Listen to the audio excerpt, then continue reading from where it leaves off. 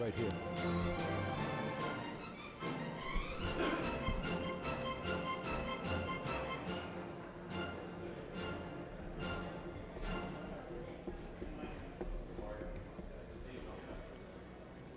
Anne Marie is here and she's not going to speak. I asked Jimmy, because she's not registered. Okay. I'll recognize those who are registered. Do you have them? Yeah. Yeah, it's only the two.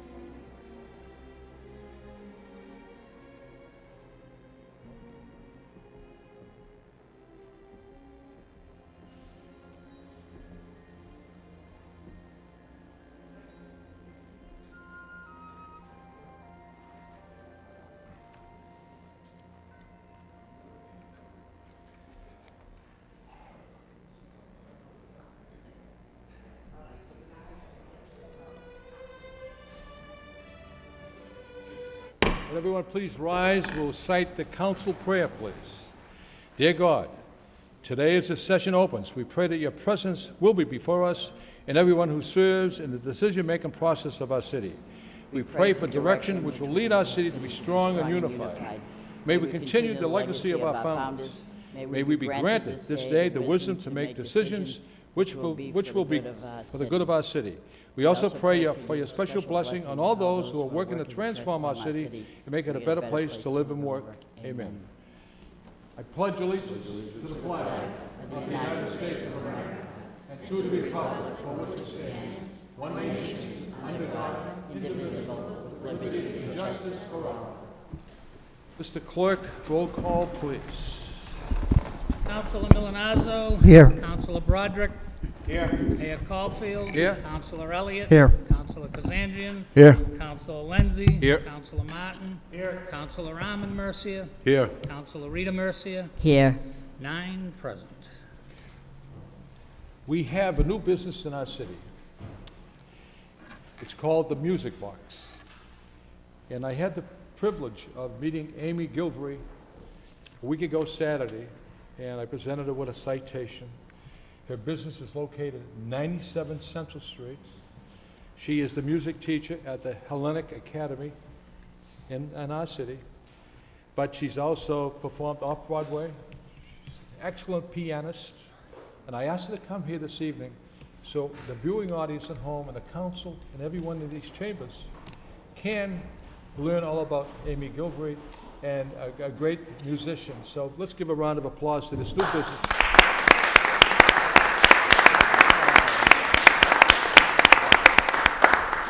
Thank you, Mr. Mayor, for inviting me to speak before you. This is my first time, so please overlook any mistakes I should make. I moved here from New York City 2 years ago, just for the viewing audience. I did chose Lowell because it is a beautiful art community. I mean, it's obvious how you respect and love arts, cultural arts, visual arts, and I did notice that you cannot walk down the streets of Lowell without walking into a museum, much like New York City. But I did notice a shortage of places for performing arts. So there's lots of painters, lots of sculptors, lots of artists. So I decided to open the Music Box. I have been teaching children piano and voice lessons for 11 years, have performed in New York City and with the mayor last Saturday. And I just wanted to invite you all to stop by and just to tell you that the talent flowing through this town is immeasurable, and I hope that we can harness it in some way for the children and the adults. For children, I know myself learning piano lessons from when I was 4, and I'm now 33, and I haven't stopped since. It gave me a sense of self, gave me a sense of self-expression. I see the kids I teach at the Hellenic, the confidence that it breeds, let alone fine motor skills. It's like learning a new language. Music is a foreign language. They can learn Greek, they can learn music. So thank you so much for inviting me, and I guess that's it. Do you answer questions? Do you? Amy, we wish you the best. Thank you. I know you're going to be very successful.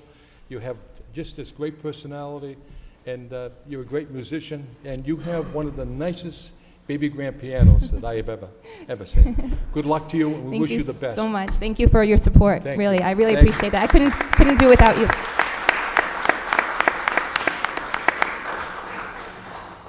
And it is with great pleasure, as the mayor of the city, along with my colleagues, Manager Lynch and his administration, welcome to our council chambers the Executive Director, CEO of Saints Medical Center, Michael Gooley, also Sister Priscilla Malo, Sisters of Charity of Ottawa, also the principal of St. John d'Arc School, also Mr. David Lincoln, President and CEO of Covenant Health Systems, Lexington, Massachusetts, and we also want to recognize our good friend Kevin Coughlin, who is also representing Saints Medical Center.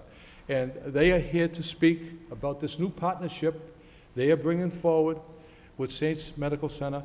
And Mr. Gooley or Mr. Lincoln, anyone who'd like to come to that podium, feel free to do so. Thank you, Mr. Mayor. And council members. It's indeed a pleasure and a privilege to be here this evening. We appreciate your time and attention. As you know, we announced about a month ago our partnership moving forward with Covenant Health Systems when we announced the signing of a definitive agreement. And we're currently in the process of going through the state approvals to finalize that agreement, hopefully by year end.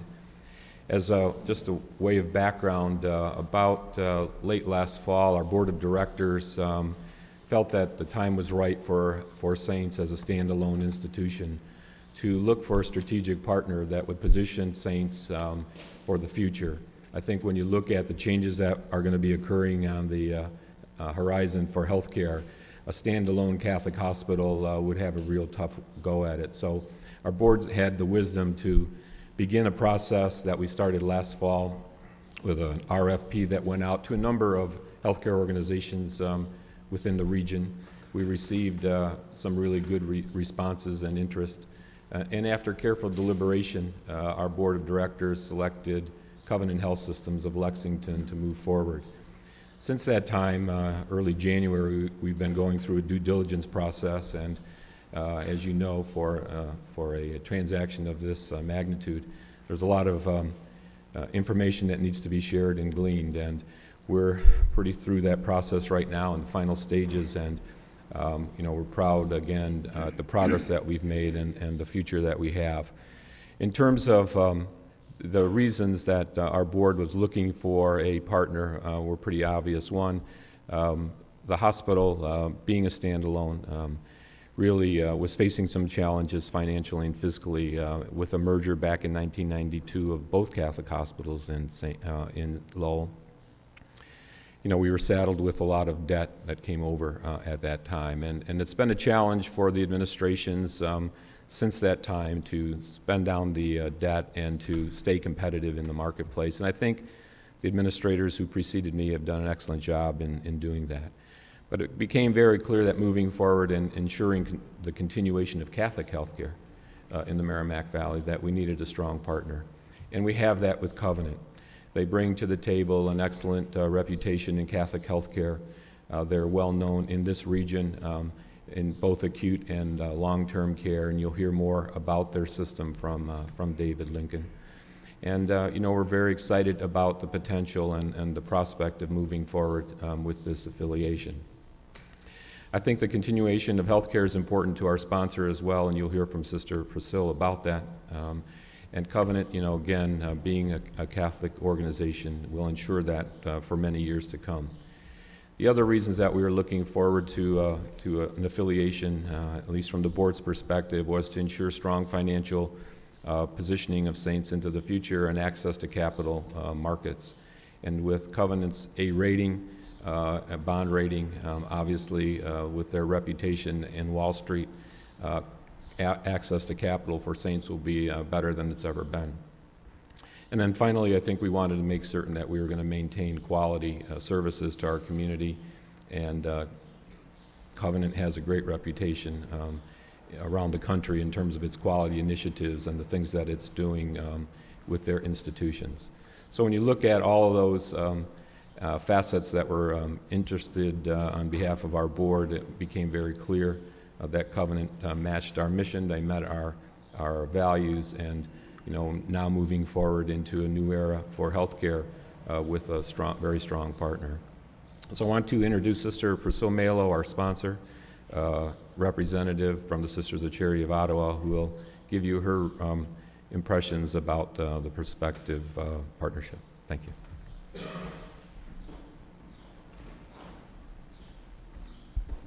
I attest to the fact you don't have to be 6 feet to be at this podium. Good evening. I am Sister Priscilla Malo, Sisters of Charity of Ottawa, also known as the Grey Nuns of the Cross.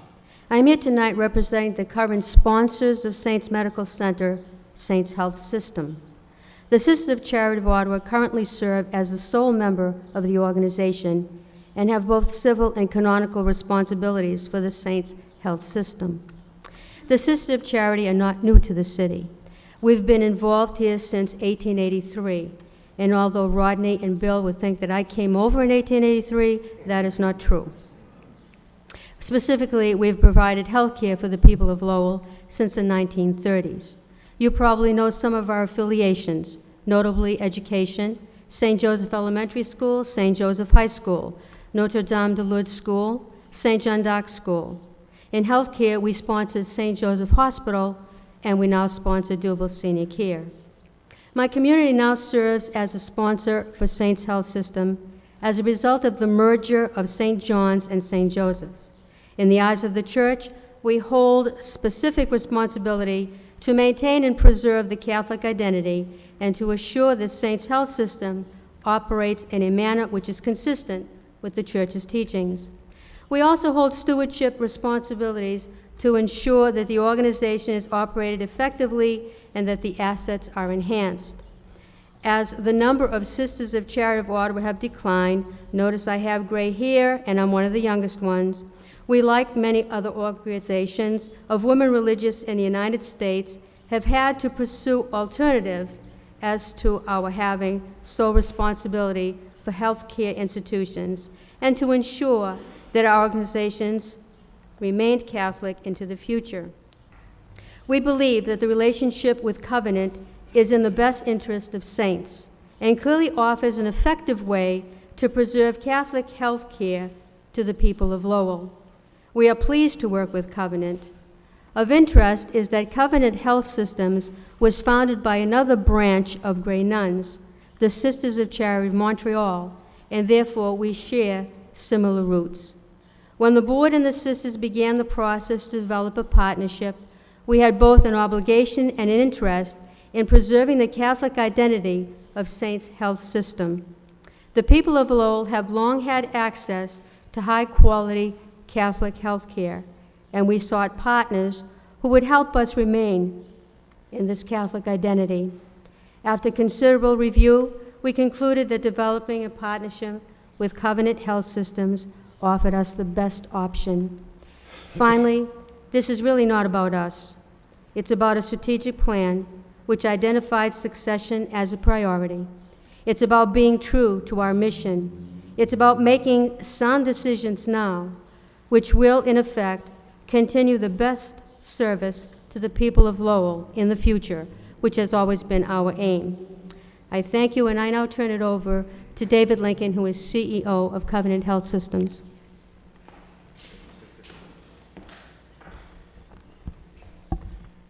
Good evening, Mayor Caulfield and members of the Lowell City Council. I'm David Lincoln. I'm President and CEO of Covenant, and it's been my pleasure to work at Covenant since 1983 when it was established. With me is Susan McDonough, who is our Vice President of Strategy and System Development.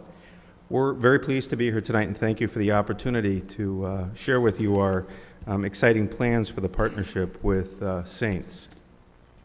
And also to give you a brief overview of Covenant. Covenant was established in 1983, as Sister mentioned, by the Grey Nuns, the Sisters of Charity of Montreal, because they as well knew that their numbers were diminishing, and they wanted to ensure that there would be a well-trained, committed group of lay leaders who could assume the oversight of their institutions into the future. I was hired by them, and Covenant has grown since that time and now consists of 28 different not-for-profit health and elder care organizations located throughout New England and Northeast Pennsylvania. In 1996, at the request of the Grey Nuns, Covenant achieved public juridic status from Rome, and the Grey Nuns transferred their institutions to Covenant's full control. We are a 501c3 not-for-profit organizations located here in the Commonwealth. We have annual revenues of approximately $550 million and are rated by Standard & Poor's and Fitch rating agencies as an A credit. We have demonstrated our commitment to Catholic healthcare And because of this, many standalone organizations sponsored by religious congregations have made the decision to transfer control to Covenant Health Systems, just as we're in the process of doing with Saints today. Covenant and the Grey Nuns, though, have had a presence in the Merrimack Valley dating back to the 1860s.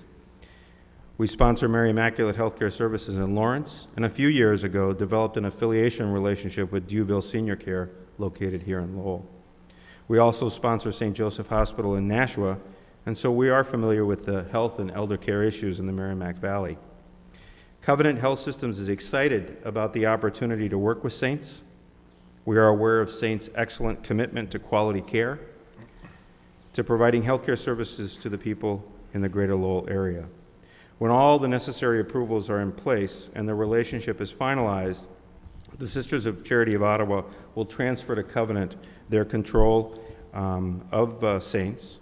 Covenant will then appoint local boards, approve budgets, approve strategic plans, and work with senior management to ensure that high-quality healthcare services are provided through the Saints organizations. At this point, I would also say that Covenant is very proud of the fact that we have very strong local community boards.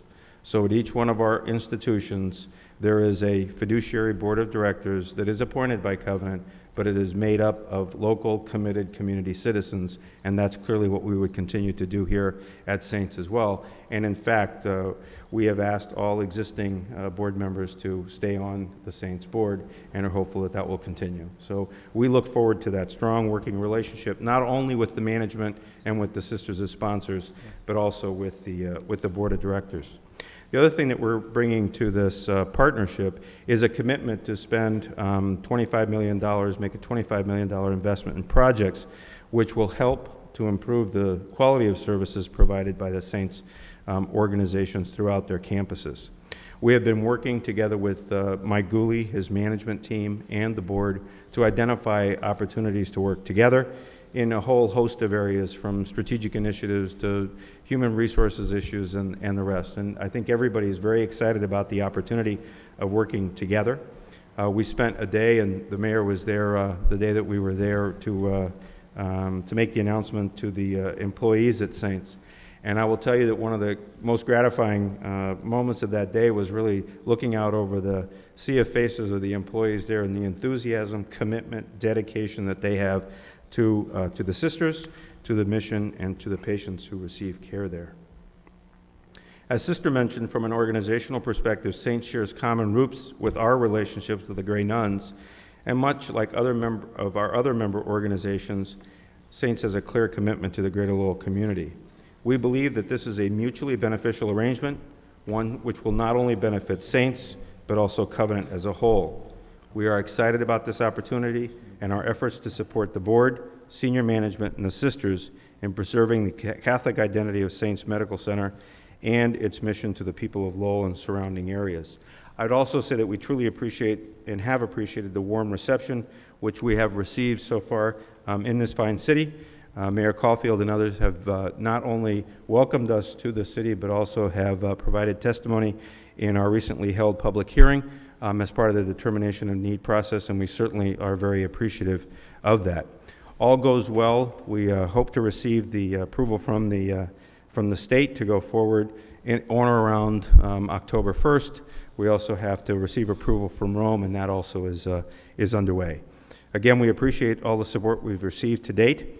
We look forward to working with all the employees, the board members, and the sisters to continue and to enhance Saints Medical Center's success. And I thank you for inviting us here and also for making us welcome. And I would be happy to answer questions if there are any. Thank you. Thank you. Thank you very much, Mr. Lincoln, Mr. Gooley, and Sister Priscilla. Sister Priscilla, in our eyes, you stand mighty tall. You should be commended, and you are certainly doing the work of the Lord. God bless you and your fellow sisters. And Mr. Lincoln, thank you. We're looking forward to working with you in the future, and I know Saints Medical Center will continue to provide excellent medical attention to our citizens and citizens in the general region. Thank you very, very much. Thank you all. Have a good rest of the meeting. I will will now entertain a motion to accept the minutes of the last meeting by Councilor Milonazo, seconded by Councilor Martin.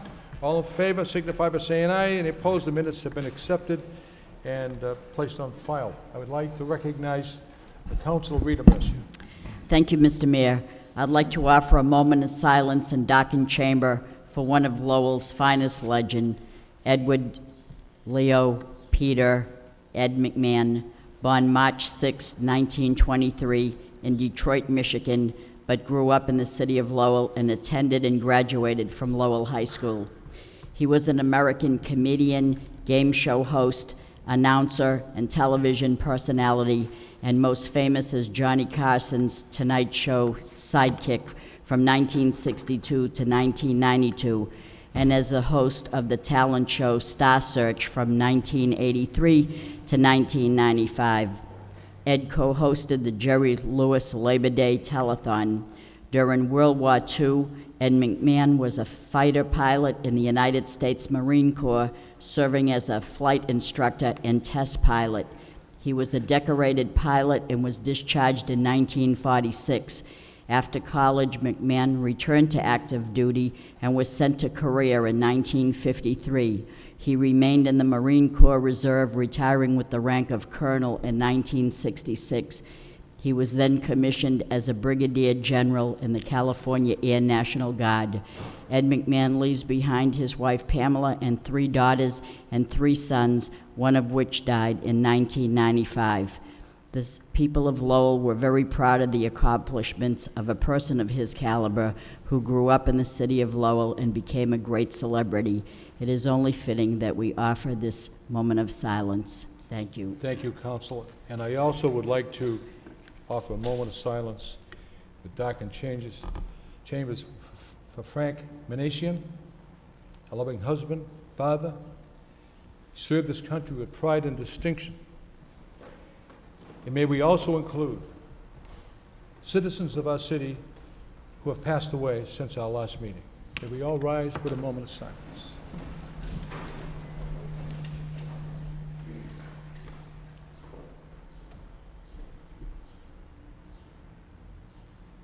May they rest in peace.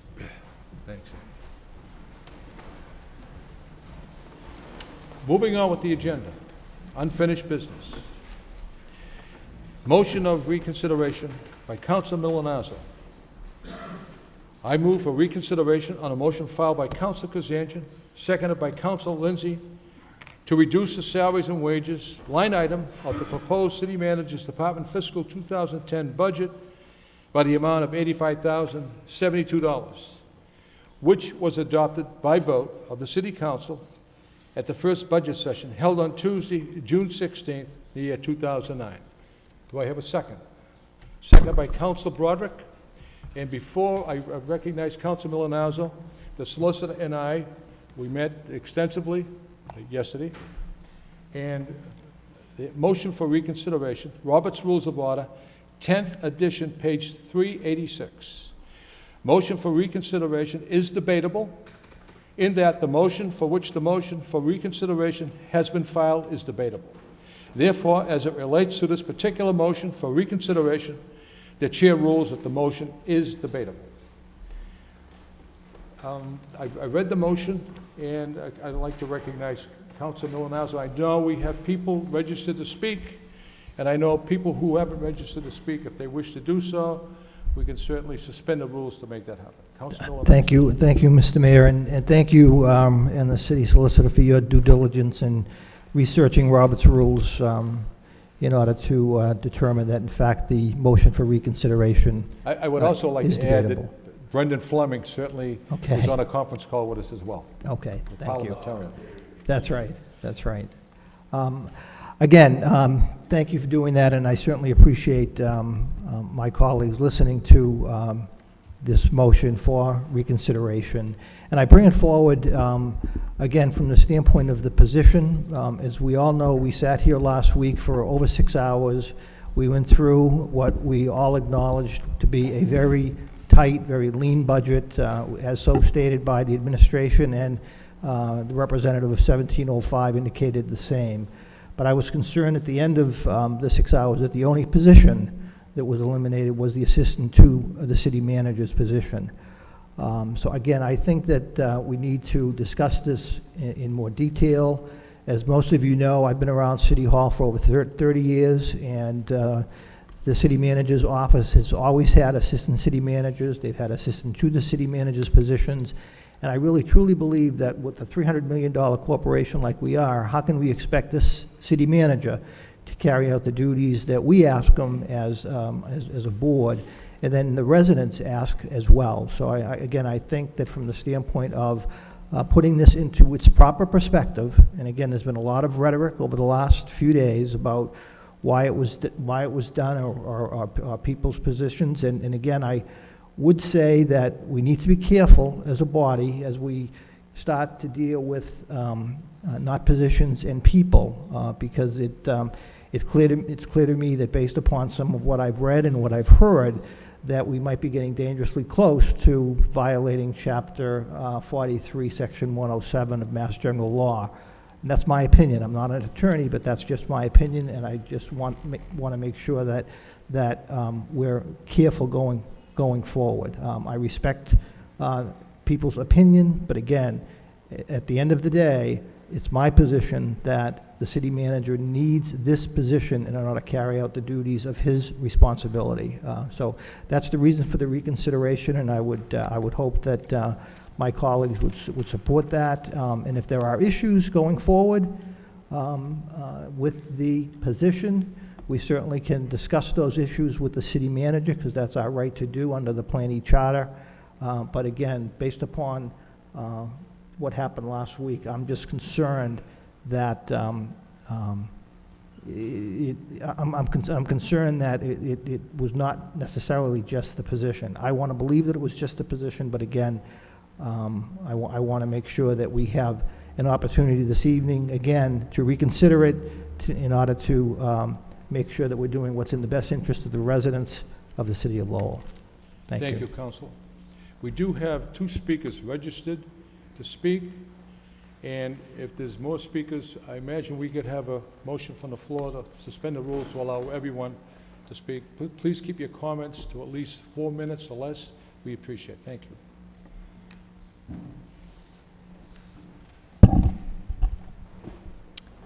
Thank you. My name is J. Dane Lamb.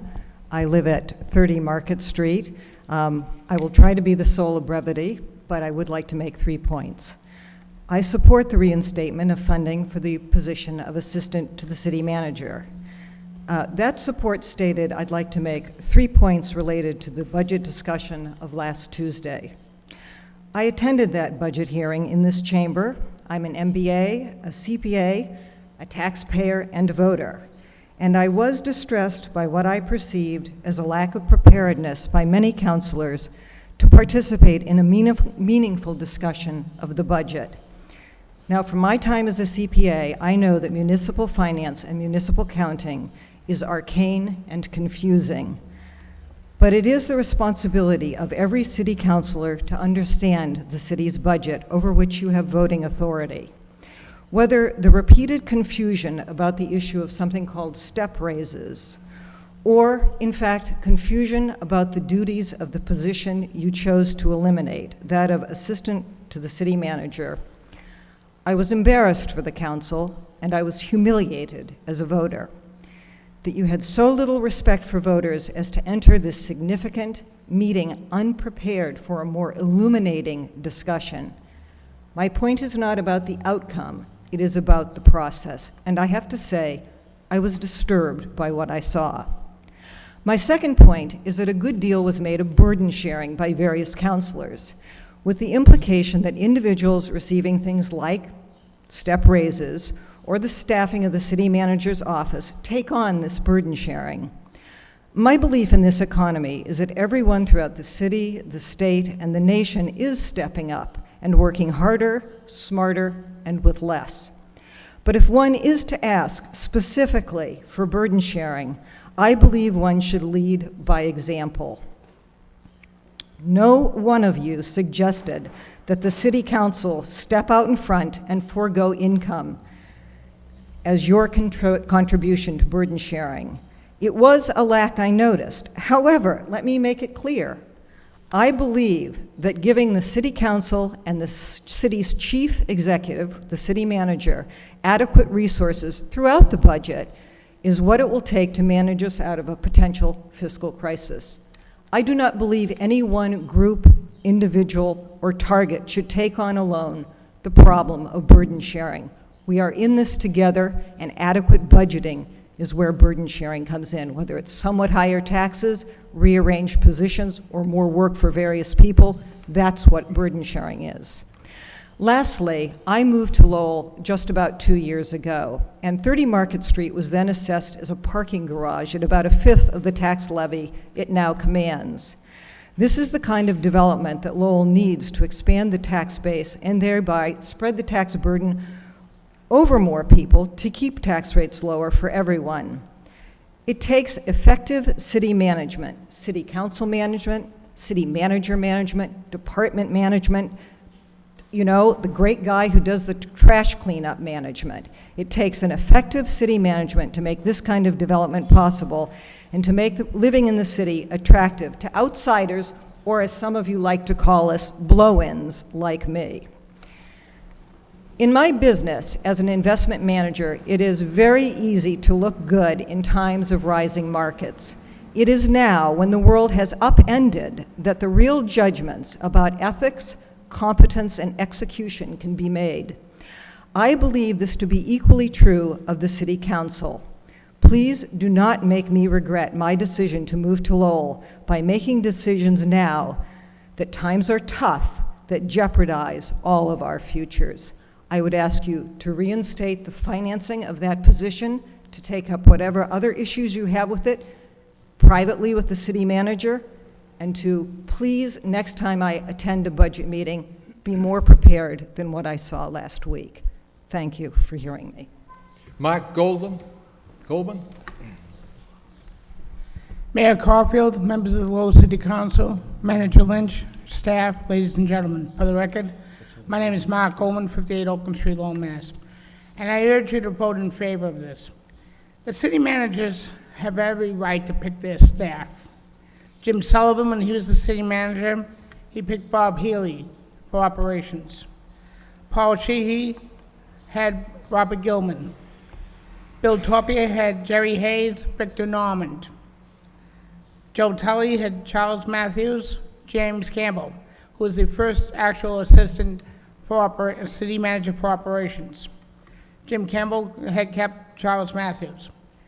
Richard Johnson had Barbara Haig as chief financial officer, and because of special legislation, Brian Martin became the assistant city manager for operations. He had been a city councilor and a mayor, and because of the charter, Plan E from the government, they had to have a special home rule petition in the legislature to make him an assistant city manager. Brian Martin then kept Barbara Haig, and he had James Smith from the Department of Planning and Development, who was then also the head of the Department of Neighborhood Services, become the assistant city manager for operations. When John Cox came in, Jim Kennedy became CFO after being a city auditor, and T.J. McCarthy became the assistant city manager for operations. And now, a city manager, Bernard Lynch. Mr. Moses is now the chief financial officer. Adam Backey is the assistant city manager for planning and development, and he has a big job to do. The Hamilton Canal District is going to be a 10-year plus project. Right now, it's scheduled for an $850 million project. I think it's going to end up being a $1 billion project. T.J. McCarthy has moved, and he's still the assistant city manager for public works. And he has a big job responsibility, dealing with parks, recreation, and public works, taking care of streets and roads in the city. And Andy Sheehan is now the assistant to the city manager. He deals with the operations. He deals with the day-to-day operations of the city and helps the city manager and helps this council in providing information to this council. I urge this council to reconsider, to vote, to keep this position, to keep the salary. Thank you very much. Thank you. Those were the two registered speakers. Is there anyone else who wants to come forward to the podium to speak? No one else wants to come to the podium? Okay. Then we're back to the original reconsideration motion. Any other councilors want to discuss the issue beforehand? I'll make a motion to move the question, Mr. Manager. Motion to move the question, Yes. Second. seconded by Councilor Rita Mercia. Roll call on move the question. Councilor Milonazo, Yes. Councilor Broderick, Yes. Mayor Caulfield. Yes. Councilor Elliott. Yes. Councilor Kazanjian. Yes. Councilor Lindsay. Yes. Councilor Martin. No. Councilor Arman Mercia. Yes. Councilor Rita Mercia. Yes. 8 yeas, 1 nay, the motion passes. Now what's before you is a vote for reconsideration. Roll call, Mr. Clerk. Councilor Milonazo, Yes. Councilor Broderick, Yes. Mayor Caulfield. No. Councilor Elliott. No. Councilor Kazanjian. No. Councilor Lindsay. No. Councilor Martin. Yes. Councilor Arman Mercia. No. Councilor Rita Mercia. No. Motion fails, 6 nays to 3 yeas. Moving on with the agenda. Vote approving the budget for the City of Lowell for fiscal year 2010. Mr. Manager, did you have that final figure?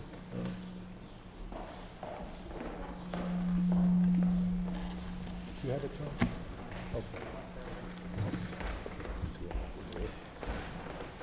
Approving the budget for the City of Lowell for fiscal year 2010, whereas pursuant to Massachusetts General Laws, Chapter 44, Section 32, the city manager submitted a proposed budget for fiscal year 2010 to the City Council on June 9th, 2009, and whereas the City Council held advertised public hearings to consider the proposed budget on June 16th, 2009, and whereas upon motion by the City Council accepted the budget as submitted by the city manager after reductions otherwise separately voted, if any.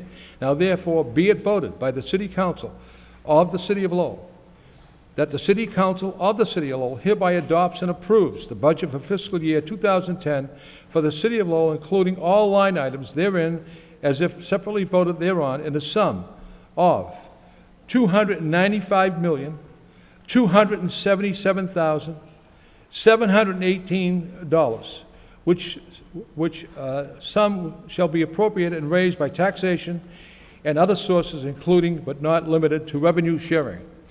Any questions accepting the budget? Councilor Elliott. Thank you, Mr. Mayor. Through the city manager, I know we had a discussion last time we got together regarding meals tax, Mr. Manager, and since such time, the legislature has approved a slightly different version of the meals tax, which apparently will be incorporated into the sales tax.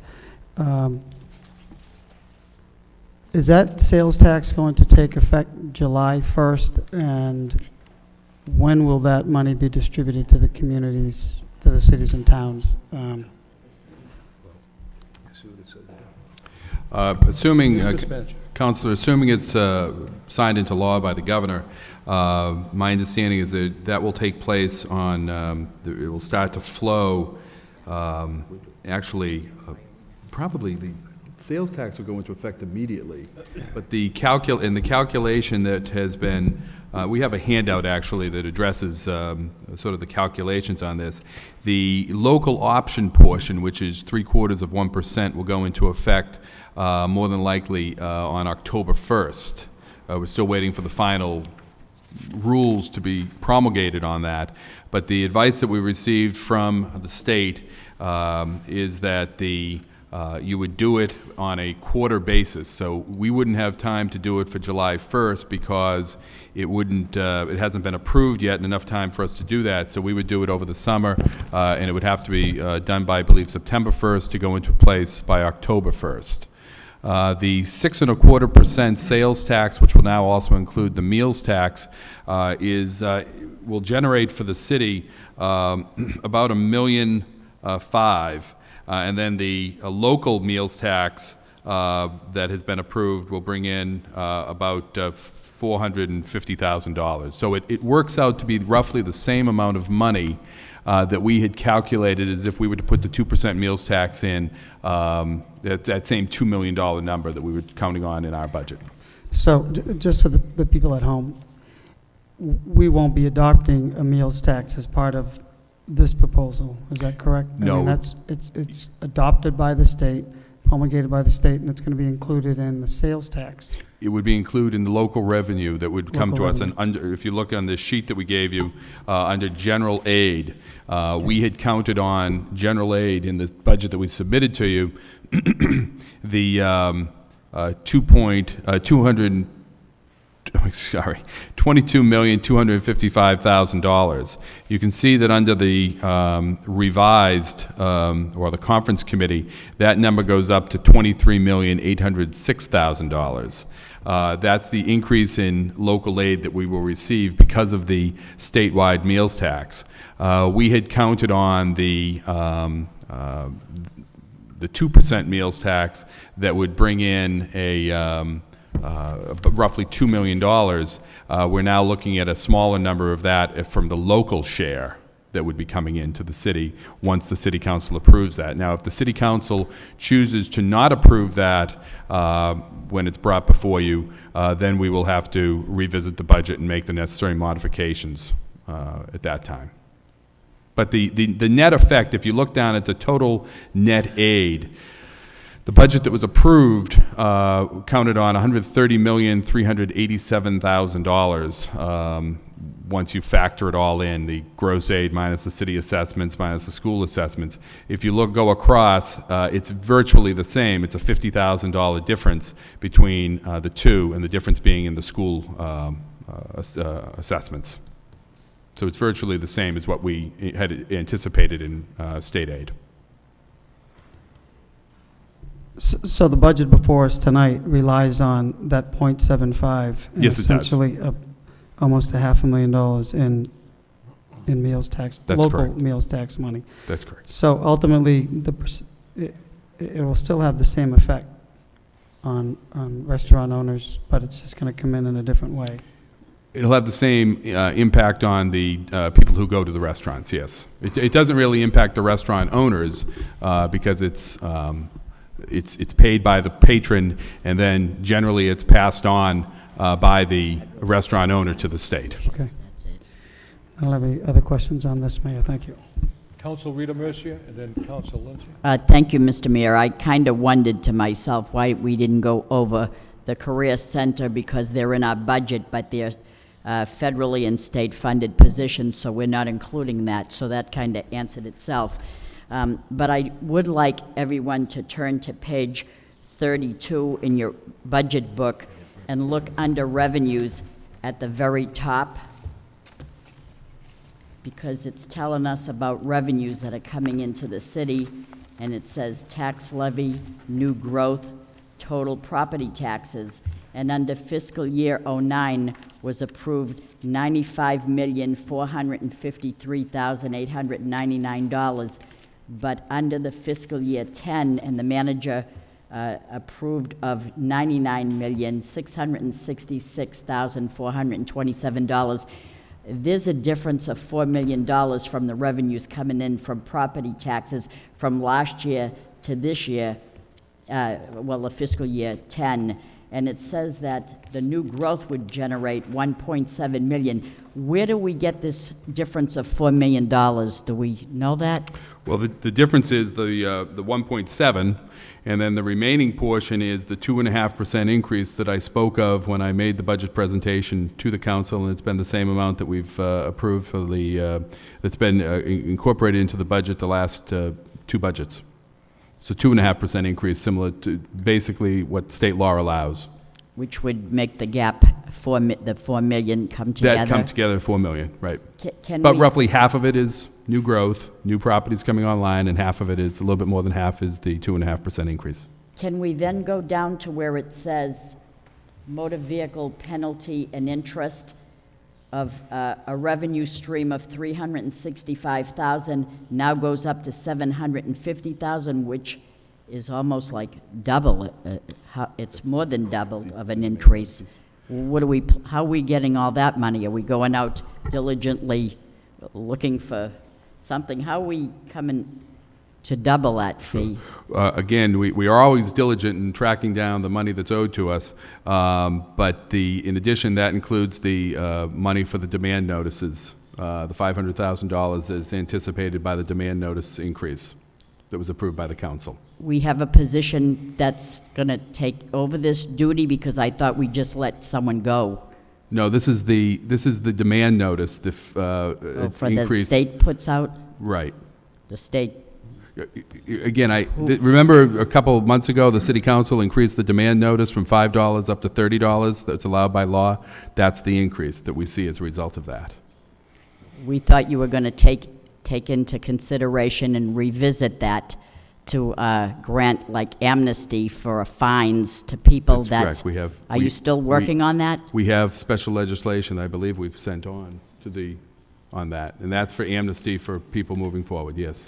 Can we turn over to the next page and go to page 35? To the revenues as well? Yes. Into the jam section, which I believe is the parking for the early garage.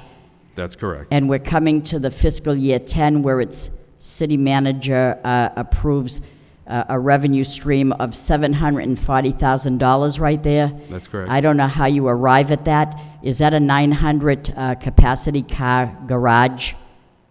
That includes the part... I know it would probably include downstairs the restaurants and stuff. That's correct. So let's see if I can figure that out. If there's 900 spaces and we multiply that times, let's say, $60 a month per each car or whatever, we get $540,000. But let's say we even go to $65 a month for every car to park there. We would generate $585,000. That's a difference of $155,000. Would we then generate the difference of $155,000 with the storefronts and the police training facility down there? But even so, where are we filling these parking spaces with? The judicial center isn't open. Who's going to be parking and filling all these spots? I don't see that a correct projection. I believe, Council, that 50% of that garage is being utilized every day.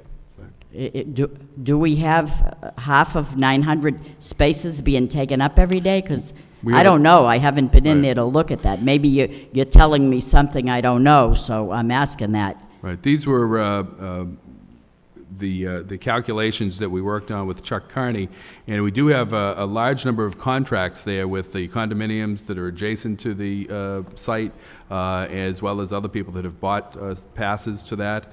We do get daytime traffic coming in there. We also do have we anticipate an increase in the number of Middlesex College students that will be utilizing that facility, with the Lower Locks garage being more used by the university. And then we also have the storefronts that we have in there as well. So you think that's practically close? That's the calculation that we have now, and that's what we're shooting for. Yes. I hope you're right, but it seems quite high. I'd like to add a couple of other things. The early garage is roughly the same size as the John Street garage and the Roy garage. And they have a track record of taking in somewhere between $900,000 and $1 million a year, so it's well established. We don't expect the early garage to be up at that level within a year of opening. However, it does do better each month, and it's improving steadily. So probably within a year or two, certainly once major development in the area is underway in earnest, those revenues will be on a par with the other garages. So you're almost telling me that 450 cars are parking there all the time? It's a combination. I don't know if it's quite that high, Counselor, but it's again, we have contracts that people have with leases. Again, I wish Chuck Carney were here and we could talk about that in more detail. This budget was approved last week. Yes, I know. So we didn't We didn't have him here tonight, but we can get more information for you on Oh. that, certainly. Yes, I would like a little Yeah, bit more. if these questions had been raised last week, we certainly would have had that information Sure. right at our fingertips. All right, thank you, Mr. I Manager. would like to add that with the Lowell Community Health Center, moving on to Jackson Street, and renovating that huge mill, and with the Rialto, the Middlesex Community College renovating the Rialto, bringing that up to speed, I hope the early garage will be big enough. That's a nice problem to have. Thank you. Councilor Lindsay? Thank you, Mr. Mayor.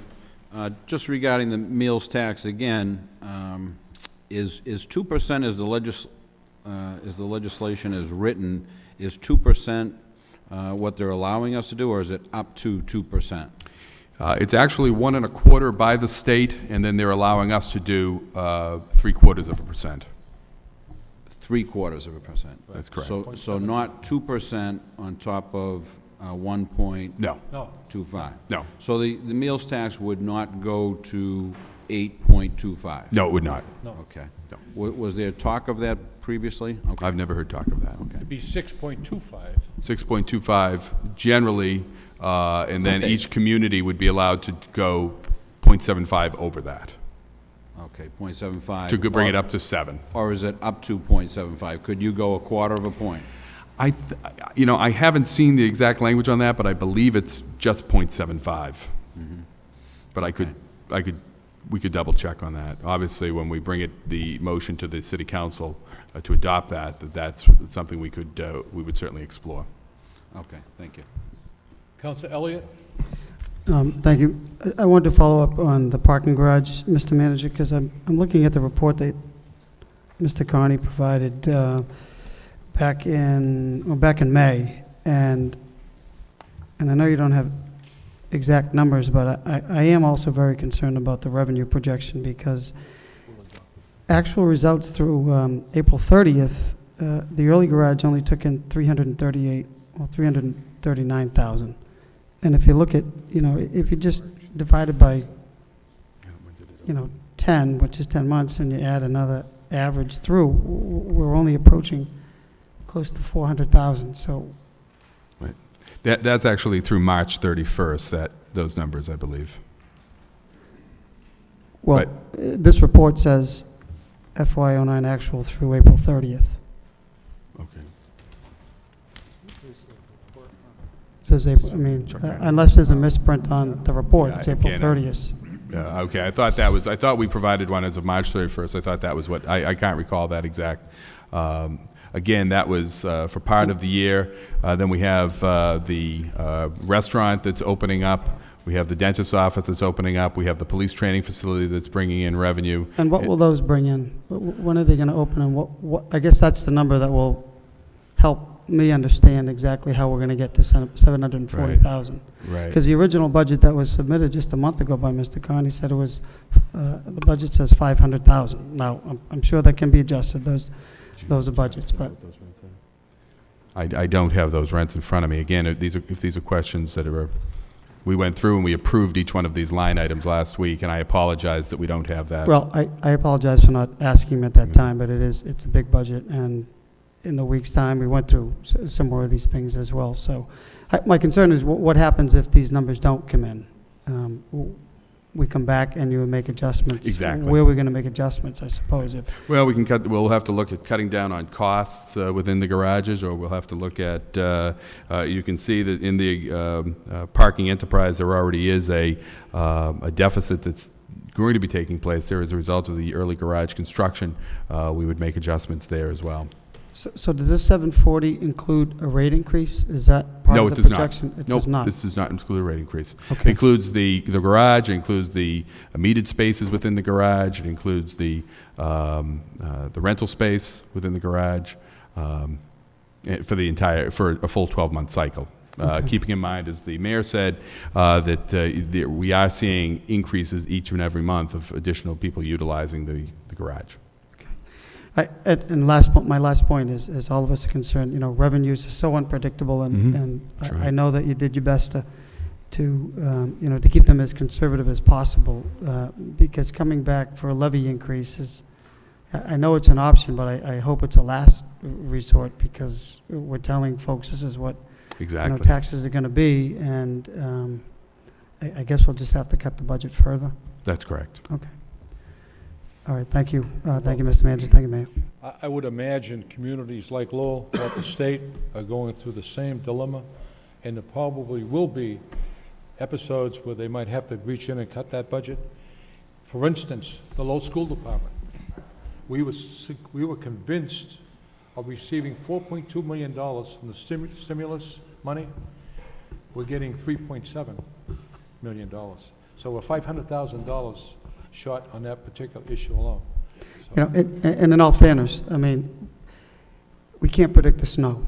And part of this budget, snow, weather, excuse me, and part of this budget includes almost 2.3 million of snow and ice deficit. Right. So while we're managing as tightly as we can, and the administration is bringing forth many initiatives to save money, a few snowstorms, and there's not much we can do. And people at home should know that this budget includes I think it's 2.289 million of snow and ice from last year. That's correct. And in the past, the manager has covered these deficits with any unreserved fund balances. So it's frustrating sometimes, there's never but that's ever Mother enough money Nature. in the budget for snow and ice, never.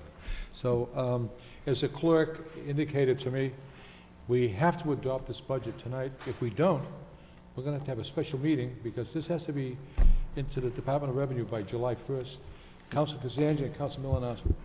Thank you, Mayor. Going back to the meals tax, if we approve the budget on the $2 million, does that mean we're going to have an ordinance coming in front of us for 0.75, an additional meal tax, or is it? The manager indicated that's going to come before us to a vote. Right. So we'll have a chance to vote either a 2% or 1.25%. It'll be 0.75 0.75 over the 120. or zero, or Right. if there's something in between. I don't believe there's an option in between. We're going to once we see, all we've seen, right, we didn't really get it until today with the actual cherry sheet numbers.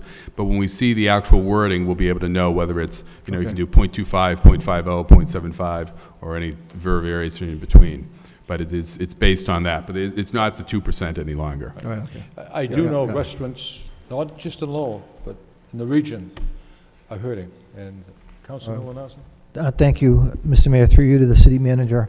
You had the discussions with the state delegation. Are we confident that Governor Patrick will actually sign the state budget into law? I know he's got 10 days to do so, but I know he did indicate just the other evening that it's predicated on the legislature passing some ethics reform. I'm not sure anyone really has an answer on Okay. that, other than obviously Governor Patrick. Okay. Mr. Mayor, just point of clarification. Council. This budget was approved at the last meeting except for the bottom line. Right. And the reason it's back here for the bottom line is there had to be some calculations made based on our action. But the budget, for all intent and purposes, was approved at the last meeting, except for the bottom line. So tonight, what we'd be doing is approving the bottom line. Yeah. Of the budget that was already approved. Adopting the budget also. Right. Okay, I just wanted that clarified. Councilor Elliott?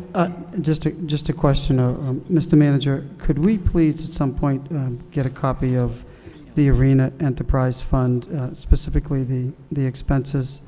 I know that you had, and the Arena Commission had put together some initiatives or some changes to reduce the cost, and it looks like they're projected. I'm looking at the forecast that was put together. It looks like it's forecasted to go up in the next number of years. So it'd be helpful to find out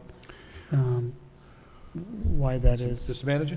Yeah, if I could, Councilor, we did plug a number into this budget as to what we felt was an acceptable level based upon the actions that were taken by the Arena Commission and SMG last year, but there's more work to be done there. And I met with the Arena Commission last week, and we're going to be working to carve back the SMG budget for the arena. That is not completed yet, but that hopefully will be done within the next several weeks, and we'll get that to the council. Okay, thank you. Any other discussion on the budget, debate? Move that we accept the budget by Councilor Broderick, seconded by Councilor Kazanjian. Roll call. Councilor Milonazo? Yes. Councilor Broderick? Yes. Mayor Caulfield? Yes. Councilor Elliott? Yes. Councilor Kazanjian? Yes. Councilor Lenzi? Yes. Councilor Martin? Yes. Counselor Thank you. Armin Mercia. Yes. Counselor Rita Mercia. Yes. Communications from Manager Lynch. Any councils would like to discuss those communications? Council Rita Mercer. Thank you, Mr. Mayor. I have a communication response to a motion that I made, Mr. Mayor, that you seem to have taken under your wing and done something about it. And it is a letter that is going to be issued, and with the help of Chris Samaras, the Cultural Affairs and Special Events Coordinator, about my motion to try to get everybody's flag, being a multi-ethnic cultural city, to get a flag raising of a magnifying degree to put everybody's flag up at the same time, and the best time would be before the folk festival, and it seems like that may happen, where you're issuing a letter to all the participants, inviting them to take part in a first annual multicultural flag raising on Friday, July 24th at 6 o'clock, where over 20 ethnic cultural groups will be featuring their flag at a joint flag raising ceremony in the JFK Plaza. So I thank you for that, Mr. Mayor, for doing something with my motion, and you did as well, Mr. Manager. Well, I think we coordinated it through the two offices. Well, I appreciate believe that. that's a communication that came from a week ago or Yes, so. thank you very Right, much. So I don't believe I had any communications in this week's packet, so. But I had to refresh my memory as you were speaking, I have so. something, Great, so thank you very much. Thank you. I think the manager had some input with that. I've met with LZ Nunn and Chris Samaras, and Yes. they want to go over the logistics. Yeah, that's wonderful. And make it very worthwhile. I think people will appreciate that happening, where there'll be a great number of people into our city. This is like the opening ceremony with many ethnic groups. I think that's a great idea. Thank you very much. Any other, Councilor Elliott? Thank you, Mr. Mayor. This is through you to the city auditor. Madam Auditor, there's a memo on our desk tonight in response to Council Mercia's request for account activity. It indicates that there's a post. This is to the LaLasha Park future renovations account. Do those appropriations have to go, don't they have to go through the city council, any appropriations for any activity, or? Those are revenues that came in. Oh, it's a That's the check fund posted. balance, that's Oh. cash. How about expenditures going out? I do in fact believe that it goes through the subcommittee, the Arena Commission. The Arena Commission. Okay. Those don't have to Vote be on that. appropriated by the council? No, it's part of Well, their how contract. come that we they need to pay. appropriate I believe the under Arena Enterprise for? I believe under the special act creating the Arena Commission, and I'm sure the city solicitor can either weigh in or look into this, I believe that's expended by the Arena Commission. Those monies come in and go into their account for that purpose. That's correct, and I can refer to the special legislation and give you a quick report on that in your next So week's packet. any money that they collect, the Arena Commission collects, doesn't have to be? You know, it's similar to the auditorium. And the auditorium enterprise doesn't, or that operation doesn't come through, so it's very similar to that. Okay, thank you. Any other discussion? Move approval by Councilor Armin Mercia, seconded by Councilor Lindsay. Roll call. Oh, I'm sorry, not roll call. Accept the communications and place them on file by Councilor Armin Mercia, seconded by Councilor Lindsay. All in favor signify by saying aye. Any opposed? Communications are accepted and placed on file. I was getting confused with the agenda.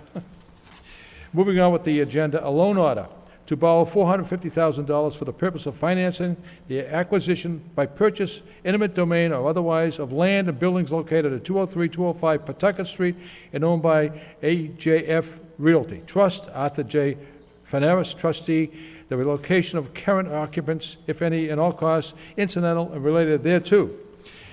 It is ordered by the City Council of the City of Lowell by a two-thirds vote as follows. Ordered that the sum of $450,000 is appropriated for the purpose of financing the acquisition by purchase, eminent domain, or otherwise of land and buildings located at 203-205 Pawtucket Street and owned by AJF One Realty Trust, Arthur J. Fanaras, trustee, the relocation of current occupants, if any, and all costs incidental and related thereto, that to meet this appropriation, the treasurer, with the approval of city manager, is authorized to borrow $450,000 and issue bonds or notes, therefore, under General Laws, Chapter 44, or any other enabling authority, that the city manager is authorized to take any action necessary to carry out the project, and that the treasurer is authorized to file an application with the Municipal Finance Oversight Board to qualify any or all of the bonds under General Laws, Chapter 44A, and to provide such information and execute such documents as such board may require for these purposes. Second reading by title.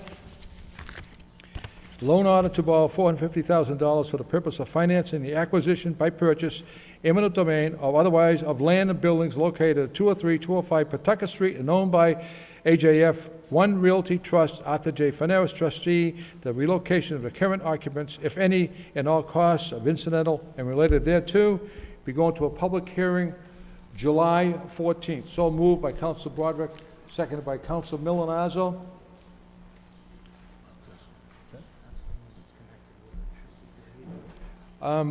The clerk has brought out a good point here. There's also on the agenda, as soon as I find it. What number is it? 9, order of taking. Right, order of a taking of that same property. Should we hold this in abeyance before this goes to a public hearing? Madam Solicitor? The loan order is necessary in order to do the taking. If the loan order, however, the funding doesn't need to be in place until sometime later. And so the council could move with respect to the taking and begin the steps of the taking. And when the funding becomes available through the loan order, the pro tanto payment is then made. So I don't see a problem in at least moving forward with the order of taking. The order of taking won't be complete until such time as a pro tanto payment is ultimately made. But there's also time issues here with respect to tenants in the property and student. So, Sorry, Madam student-run Solicitor, property. you don't have a problem with us addressing this? No. Okay. If we could, go ahead. Just one question. We're talking about one building, right? There's more than one building on that site. There's 203, We're just 205. talking one. Just talking one. We're only talking one building. Okay. Yes. Can we take this out of order so Mr. Fanaras and his wife wouldn't have to go through the entire agenda? Yeah, motion to Motion take out of taken order. by Council Rita Mercier, Second. seconded by Council Broderick. Motion is in order. Thank you. Order of taking, to take by eminent domain certain parcels of land in the city of Lowell for the municipal purpose to wit for the right of way needed for the construction of a new replacement bridge over the Merrimack River and other municipal purposes, whereas the city of Lowell is desirous of constructing a new replacement bridge over the Merrimack River, and whereas the city council of the city of Lowell, in order to accomplish the construction of a new replacement bridge over the Merrimack River, has the right to exercise its power of eminent domain to acquire thereby certain properties, be it ordered by the city council of the city of Lowell as follows. 1, that the city of Lowell, by right of eminent domain pursuant to the applicable provisions of Massachusetts General Laws, Chapter 79, and also Chapter 610 of the Acts of 1967, is applicable, and of any and every other power granted or implied, hereby takes certain parcels herein after specified by the city of Lowell by eminent domain for municipal purposes, to wit, for the right of way needed for the construction of a new replacement bridge over the Merrimack River. Said taken by eminent domain is for the fee simple interest in and to certain parcels of land, including any buildings, vegetation, and improvements. Said taken by eminent domain is subject to any utility easements to Lowell Gas Company, Mass Electric Company, or New England Telephone, or the successors of such entities. And any other utility easement may be recorded at Middlesex North District Registry of Deeds, which easements are specifically excluded from this order of taken. Second reading by title. To take by eminent domain certain parcels of land in the city of Lowell for municipal purposes, to wit, for the right of way needed for the construction of a new replacement bridge over the Merrimack River and other municipal purposes. What's the wish of the body? Move for approval by Council Milonazo, seconded by Council Lindsay. Any questions? Yes, Council Broderick. Thank you, Mr. Mayor. Through you to the manager, could we get copies of the appraisals? This mentions 2 two appraisals? Let me consult with the city solicitor on that, and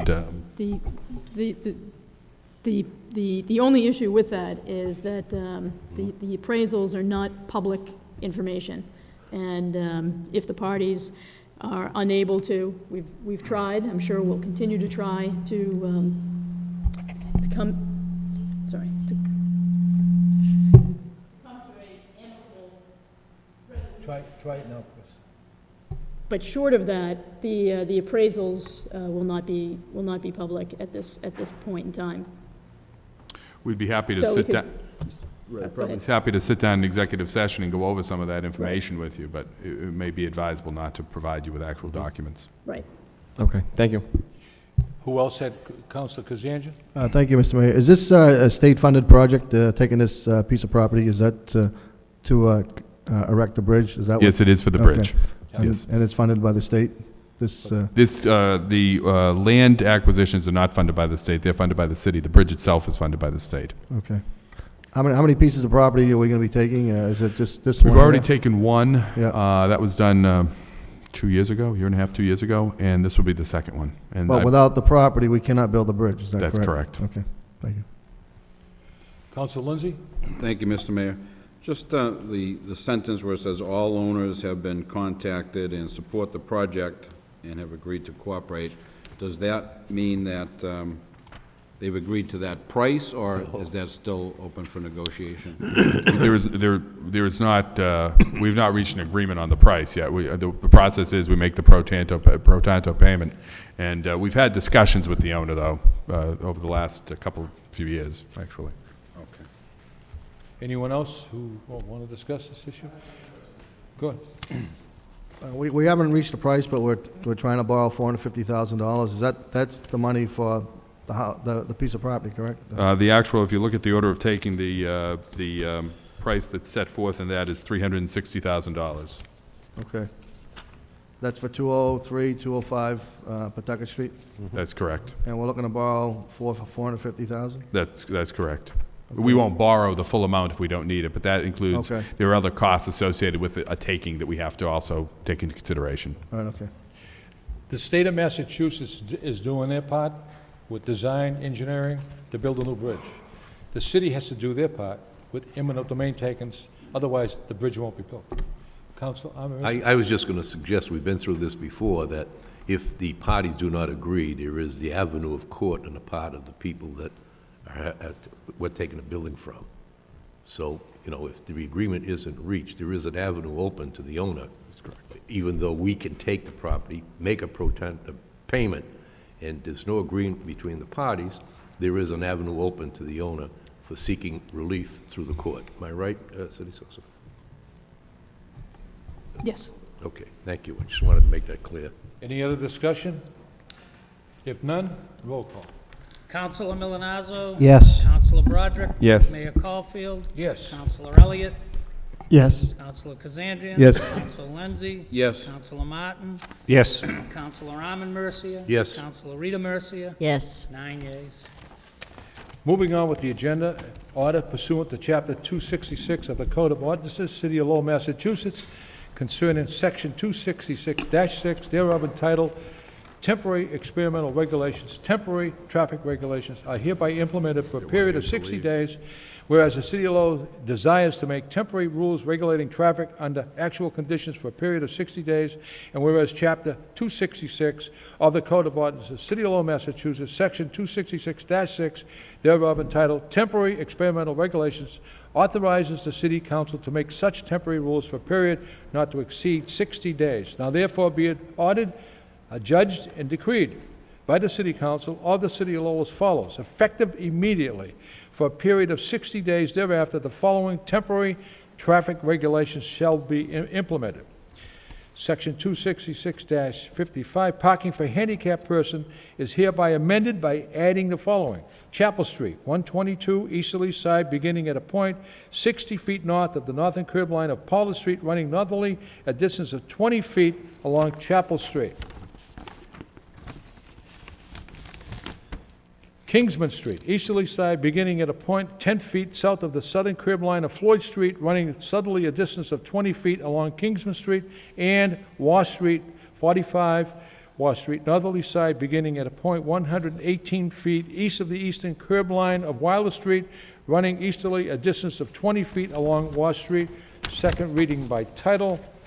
Order pursuant to Chapter 266 of the Code of Ordinances, City of Lowell, Massachusetts, concerning Section 266-6 thereof entitled Temporary Experimental Regulations, hereby implemented for a period of 60 days. Any discussion or debate? If none, roll call. Councilor Milonazo? Yes. Councilor Broderick? Yes. Mayor Caulfield? Yes. Councilor Elliott? Yes. Councilor Kazanjian? Yes. Councilor Lenzi? Yes. Councilor Martin? Yes. Councilor Raman Mercia? Yes. Councilor Rita Mercia? Yes. 9 yeas. Authorizing the city manager acting through the Division of Planning and Development to apply for, accept, and expend a grant in a total amount of $2 million associated with the Investment Assistance Grant Program administered through the U.S. Economic Development Administration. Whereas through the Investment Assistance Grant Program, EDA seeks to partner with municipalities that have identified significant economic developments, initiatives, and job creation projects. And whereas the Hamilton Canal District, located in the JAM Urban Renewal Plan area, is designated as the City of Lowell's priority economic development project and is eligible for grant funding through the Investment Assistance Grant Program. And whereas the City of Lowell desires to apply for, accept, and expend funds from the Investment Assistance Grant Program administered through the U.S. Economic Development Administration. Now, therefore, be it voted by the City Council of the City of Lowell that the City Manager, acting through the Division of Planning and Development, be and is hereby authorized in the name of the City of Lowell to apply for, accept, and expend a grant in the amount of $2 million from the Investment Assistance Grant Program administered through the U.S. Economic Development Administration. Be it further voted that the City Manager, on behalf of the City of Lowell, be and hereby is authorized to execute any and all documents necessary in connection with said grant from the Investment Assistance Grant Program administered through the U.S. Economic Development Administration. Second reading by title. Authorizing the City Manager, acting through the Division of Planning and Development, to apply for, accept, and expend a grant in a total amount of $2 million associated with the Investment Assistance Grant Program administered through the U.S. Economic Development Administration. Councilor Milonazo. Thank you, Mr. Mayor. You see in the letter from the manager to the council, the money will be used for the construction of a widened Revere Street, portions of Jackson Street, a new permanent Revere Street bridge with associated sidewalks, landscaping, lighting, and utility infrastructure to support Phase 1 of Hamilton Canal. My question is, can it be used for design work as well as construction? I believe this is only for the construction. The design work is being done with other state money that we've received, and we have a contract with, as indicated here, with VHB, Vanessa Hagen-Breslin, okay. that's doing the actual design and engineering work for us. And the timing of this, assuming it was successful, would be? This project, Ann, do you have a timeline on this project? Very quick. We've really tried to expedite the design, and VHB has been moving on each piece that we have had funded. So I would think it would be within the 9-12-month period. Terrific. Okay, thank you. And Councilor Kazanjian. Thank you, Mayor. It's good to see that we're working on the infrastructure. How is Trinity making out with the jam plan on Hamilton Canal? Are they actually working out there or something? They haven't actually begun working out there. There is work taking place on some of the infrastructure that's out there. That's done by us right now? Right, with state money. Right. The actual transfer to Trinity of the actual property, we're hoping will be done within the foreseeable future, in the next couple of weeks. And then they would start moving on the private elements. I had a conversation with Mr. Keefe today, and they are doing quite well with their financing and issues related to such, and all is still on target. A couple issues that we're still working out with Anel, as well as some other issues regarding some of the title issues. It's a somewhat complex title issue out there. Can we get a report on the time they're going to start, estimated time, and also who they have in mind as far as either leases or individual companies that are going to buy? Well, right now, right, and right now, I guess the short answer would be yes, we can get that for you. Okay, great. Yep. Thanks. Any other discussion? This is great news, $2 million that we can improve. Thank you, Mr. Mayor. And I might add, please, for the record, this is a job creation project. Please let me say that. We're talking about jobs here. Thank you. I know where you come from. Roll call. Councilor Milonazo? Yes. Councilor Broderick? Yes. Mayor Caulfield? Yes. Councilor Elliott? Yes. Councilor Kazanjian? Yes. Councilor Lenzi? Yes. Councilor Martin? Yes. Councilor Arman Mercia? Yes. Councilor Rita Mercia? Yes. 9 yeas. Moving on with the agenda, authorizing the city manager to execute license agreement between the City of Lowell and Maria Alvarino's Restaurant for use of a portion of city property adjacent to the premises at 5 Merrimack Street, Lowell, Mass., for the purpose of sidewalk seating. Motion to waive the full reading by Councilor Milonazo, seconded by Councilor Rita Mercia. All in favor, signify by saying aye. Any opposed? The full reading has been waived. Second reading by title, authorizing the city manager to execute license agreement between the City of Lowell and Maria Alvarino's Restaurant for use of a portion of city property adjacent to the premises at 5 Merrimack Street, Lowell, for the purpose of sidewalk seating. Roll call. Does anyone have a question? No. Roll call. Roll call. Councilor Milonazo? Yes. Councilor Broderick? Yes. Mayor Caulfield? Yes. Councilor Elliott? Yes. Councilor Kazanjian? Yes. Councilor Lenzi? Yes. Councilor Martin? Yes. Councilor Arman Mercia? Yes. Councilor Rita Mercia? Yes. 9 yeas. Okay, moving on with the agenda. Mayor Caulfield, members of the City Council, appointments of Animal Advisory Committee. Dear Mayor Caulfield, members of the City Council, pursuant to the authority vested in me as City Manager under Massachusetts General Laws, Chapter 140, Section 147A, and Code of the City of Lowell, Section 104-1, I am appointing, as of June 24, 2009, the following persons to the Animal Advisory Committee. 1, Michael Kiley, MSPCA, Nebbins Farm, 400 Broadway, Methuen, Mass. Jolene Landry, dog owner, 603 Wilder Street, Lowell, Mass. Crystal Arnott, dog owner, the 20 Kingsman Street, Lowell, Mass. Eric Slusher, non-dog owner, 255 School Street, Unit A, Lowell, Mass. The committee will also include a member of the City Council, the Animal Control Officer, and a representative of the Lowell Police Department. Please note that the non-resident appointment to serve as the MSPCA representative will be appointed temporarily upon subsequent passage of an ordinance containing the following language. Notwithstanding the provisions of Section 56-30 of the Code of the City of Lowell, which requires members of the boards and commissions to be city residents, the city manager is authorized to appoint qualified non-residents of the city to the Animal Advisory Committee established under the Dangerous and Vicious Dog Ordinance adopted by the City Council on December 23, 2008. Under the above referenced ordinance, confirmation by the City Council is required and is hereby requested. Manager Lynch will be happy to answer any questions pertaining to these appointments. Councilor Elliott. Thank you, Mayor. I'm going to support this, Mr. Manager, by all stretches, but is Michael Kiley going to be a permanent member of this committee once the legislation is passed? I mean, Will he be the what?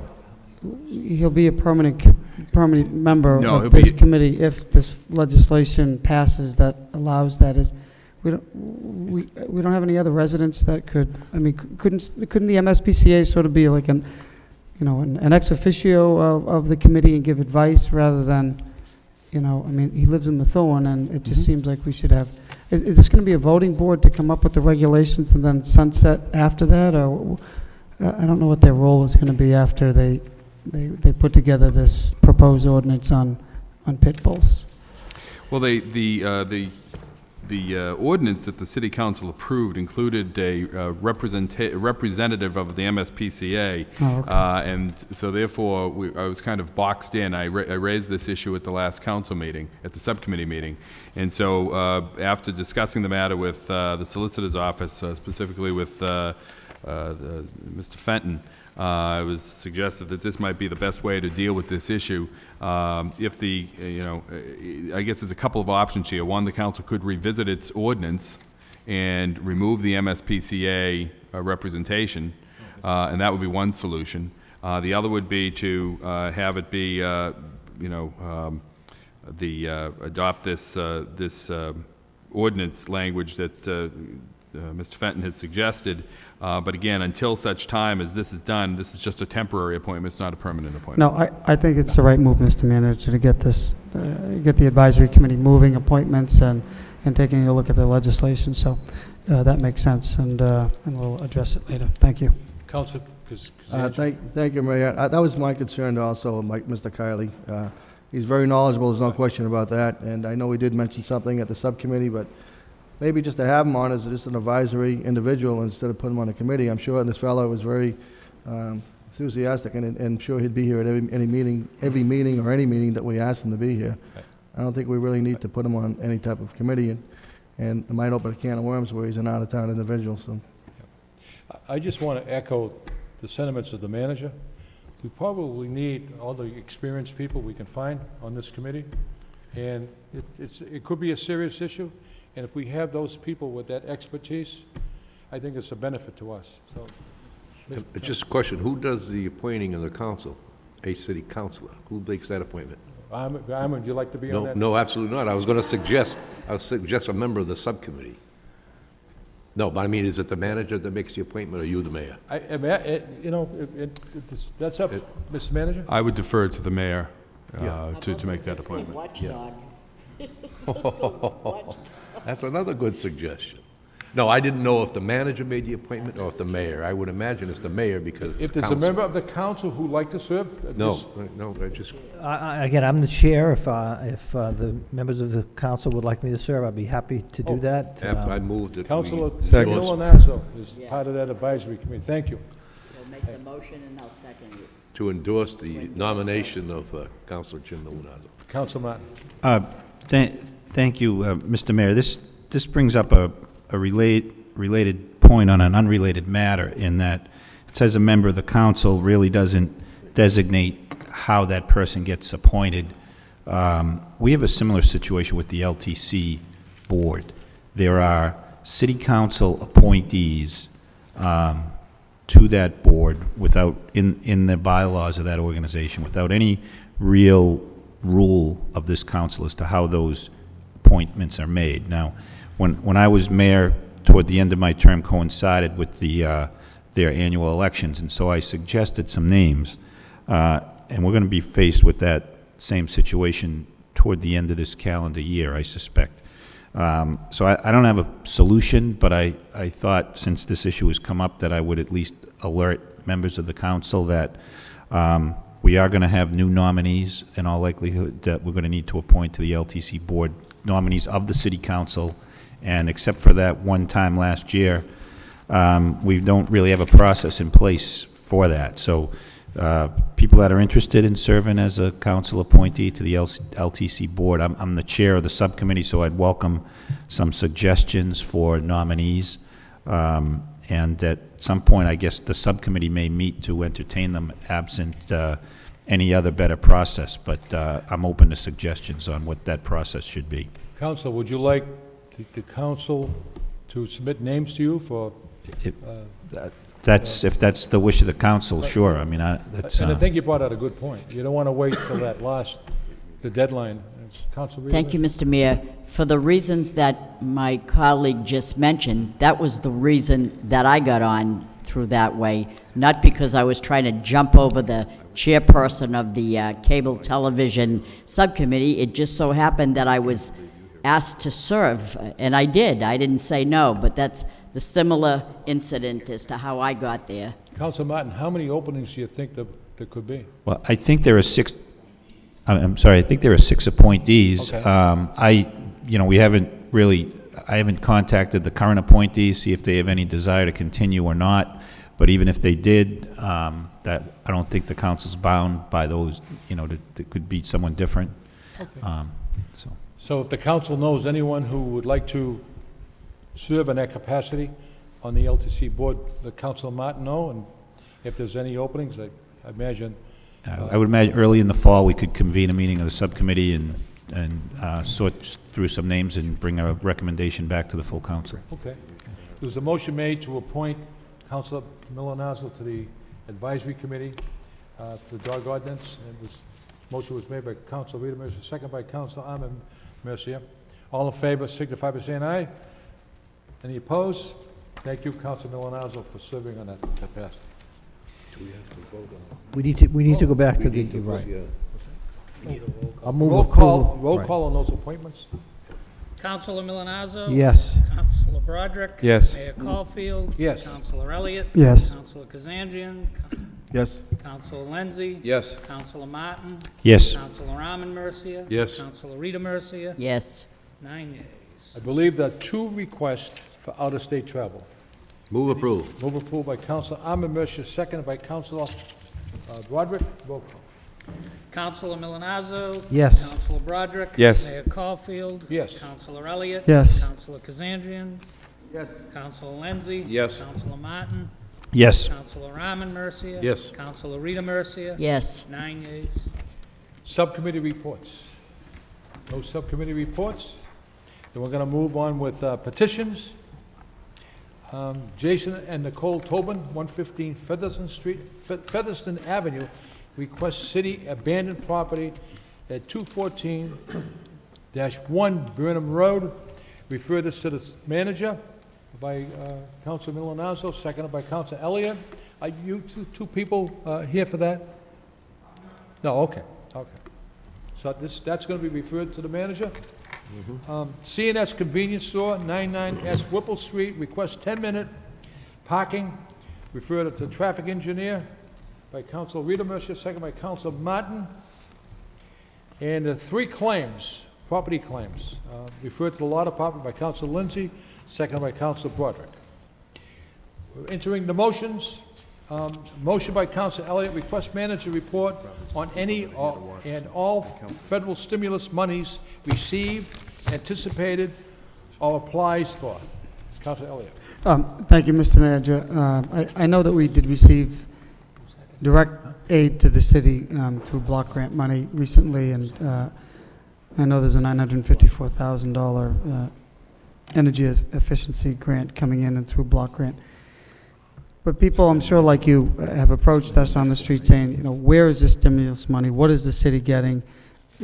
My understanding is that most of it is coming to the state, and then the state is going to distribute it accordingly. Is that a correct assumption? I mean, I think we're all expecting, when is this, we all hear $787 billion. Right. When is the city going to get some of that, all of it, piece of it? Right. Well, keep in mind a large chunk of the stimulus money went in the form of a tax cut, so it's not like there's the full $700-some-odd thousand that's being used just for expenditures. We did receive the community development block grant money. We received the energy block grant money. Mr. Sheehan is here to speak to how that's being used, if you'd like. We're also, the state did provide use some of the stimulus money, I believe, to help support some of the CSO work that they were going to support through the trust fund anyway. There's money coming in that's going to the schools. The mayor has spoken of. I think it's $3.5 million plus it was originally $4.2 million, it's down to $3.7. There's also Title I money and IDEA money that's going to the schools. There's I think that's it. There was some money that the city received to the housing authority, and then of course the state received a large chunk of money that went for the Medicaid program that supported the state budget, which allowed them then to avoid making some dramatic cutbacks in state aid. Direct money, most people don't realize this, that in terms of direct money coming to the city for just general purposes, there's police money too that's being made available, but just general purpose money that's coming into this city, there is none. There are projects that we've put on. Certainly the Hamilton Canal project is one of them, as well as some other projects at schools. But it's unclear what the state is going to do with all of those types of projects. No, I think you brought up a good point. But we'll get you a full breakdown of that. You brought up a good point. I know that we submitted a list many months ago of shovel-ready projects, and I guess that's a little bit of the misconception that I and probably people at home feel that it's not just directly coming to the city. And so I appreciate your explanation, and thank you. Any other discussion, questions? All in favor of the motion signify by saying aye. Any opposed? The motion carries. The next motion by Councilor Martin. City Council requests the city manager to contact Mass Development to hold a developers conference in Lowell, seconded by Councilor Milonazo. On the motion? Thank you, Mr. Mayor. I learned that Mass Development has been doing these conferences around the state in various municipalities. Recently, I think they had one in New Bedford, also had one in the city of Worcester. And the Councilor Kazanjian's point earlier about what Trinity's plans are for tenants and things, from what little I've been able to gather about these conferences, they're helpful. I mean, people do contact the state, companies that are looking for places to locate. And the purpose of this conference, I think, would be to get Lowell on the radar screen of some of these companies that are looking for locations. I mean, we do have the Hamilton Canal site to offer folks, but we have others too. Mr. Mayor, you talked about the Architectural Heritage Foundation project on Jackson Street, so that's certainly another one, and there are many others. So the idea is to get people, I think, at the broader state level thinking more about Lowell like they have been in other parts of the state. As I mentioned, New Bedford and Worcester, I know of specifically. I suspect there may have been some others of these recently conducted. Okay. Councilor Lindsay? Thank you, Mr. Mayor. I think that's an excellent motion. If the meals tax and the room tax and those types of things did come to fruition and were voted in, would we have the ability, when we're trying to attract these conferences, to offer them something like a tax holiday, or if it came down to a bid process, are we able to waive any of, once we institute any of those taxes, are we able to waive them for, say, a period of a conference or something like that to be competitive with another area that they might be considering holding the conference? We'll look into that and see what the language is on that 0.75%. That's the only in the 2%. I'm not aware of it now with the 4% rooms tax that you're able to offer once you accept it, you accept it. But we'll look into that and see what the language of the legislation is. Any other discussion on the motion? If none, all in favor of the motion signify by saying aye. Any opposed? The motion carries. The next motion by Councilor Martin. City Council requests the city manager and the Green Building Commission to follow up with the Governor's Office relative to the possibility of wind turbines on the former landfill site or on other sites in the city. Motion seconded by Councilor Elliott. Thank you, Mr. Mayor. I did file a motion some months ago about the possibility of a wind turbine when I think the city of Medford had built one or was proposing to build one. More recently, this month, there was an article in the Lowell Sun announcing a new initiative by the governor's office looking at specifically capped landfills. And I know every time Councilor Elliott or any one of us has brought up an issue about the landfill, we're always told, oh, you can't do anything to touch the cap. But this, at least this news article, specifically mentioned capped landfills as possibilities for wind turbines. So maybe the technology's changed or maybe circumstances have changed, but they're clearly looking at capped landfills, and if they're doing that, they should be looking at ours. So, Manager Lynch? Yes, we've done some preliminary work on the wind turbine concept at the landfill, and we're still exploring that. We've met with some engineers, and it's interesting to hear that there are landfills now that are looking at that. The real opportunity that we see through the performance contract that we have with Amoresco is for some solar opportunities there, but I'll ask Mr. Sheehan to address that. Council, the city isn't very well situated for wind power. You tend to get that on higher ridges and along the coastline, and the city just doesn't have that. Even though the landfill is on a rise, has a fairly decent elevation, it doesn't generally generate the kind of sustained winds that you need. I believe it's kind of an odd number. I want to say it's like 14.5 miles per hour average wind speed or something like that in order for wind to be viable. For the most part, the city doesn't have that. However, Amoresco is continuing to look at that to see if there is an opportunity. As the manager said, the landfill presents environmental challenges as well. You have to securely anchor a turbine so it doesn't fall over. The integrity of the landfill cap makes that a more difficult and more expensive process. It is proving to be a potential challenge even in terms of the solar. It's something that we can work around, we think, but it would be a much more significant challenge for a turbine. But we haven't foreclosed the opportunity. In terms of the solar, the other thing I'll add is we're looking at the landfill again because of the environmental issues and because of the access to an electric meter that may not work so well. We'll certainly do it on a couple of buildings, probably one school building, one city building. So we'll get the same solar bang that we would get out of the landfill.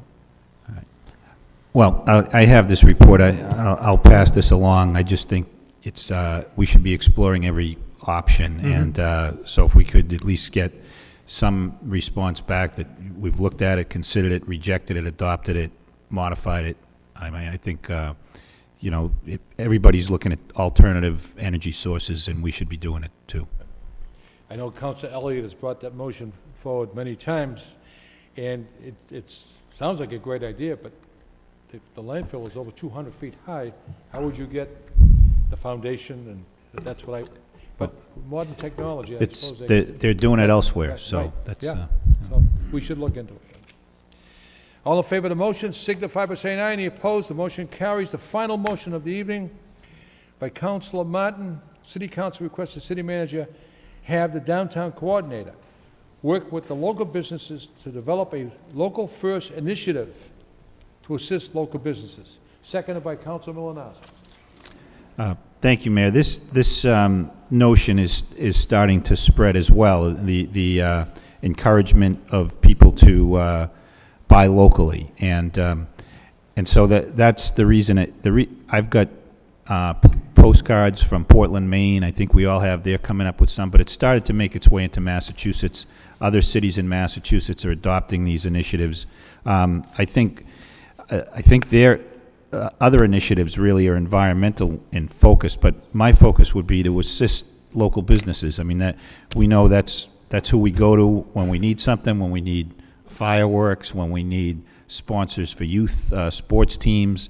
It's the local business community that's always stepping up. And so if we could find a way to encourage residents, whether it might be even a resident discount card or something that was going to help a local business prosper. I know every business is, most business revenues are down right now. The economy is not great.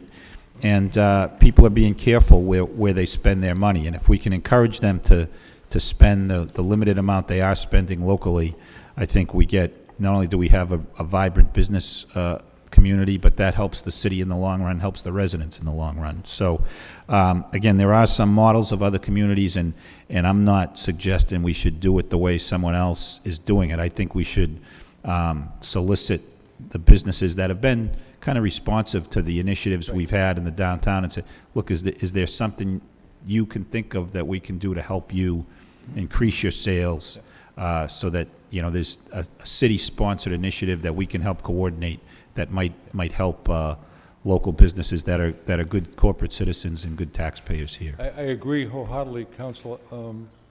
Amy Gilvery, who was here earlier this evening, opened up a studio downtown, 97 Central Street. She's on the second floor. And she has a wonderful little studio where she can teach music to children. And that has to be known. It has to get out there, and we should support businesses in our city, first most, and continue to do so. All in favor of the motion signify by saying aye. Any opposed? Motion carries. Before we adjourn, tomorrow morning at 10 a.m., we'll have the flag raising ceremony for the French community. And if you could please be there, we appreciate it. It's at 10 a.m. And Thursday at 11 a.m., there'll be a press conference in the mayor's reception room, and this council, this administration, the citizens of this great city cannot thank John Tebow enough, and the Community Foundation, because he has raised $40,000 for the fireworks on July 3rd, but I don't want to ruin the press conference. I want John to go to the podium and let the people know that, and so if you can make that press conference, I appreciate it immensely. Any other discussions? If none, motion to adjourn by Council Broderick, seconded by Council Lynch.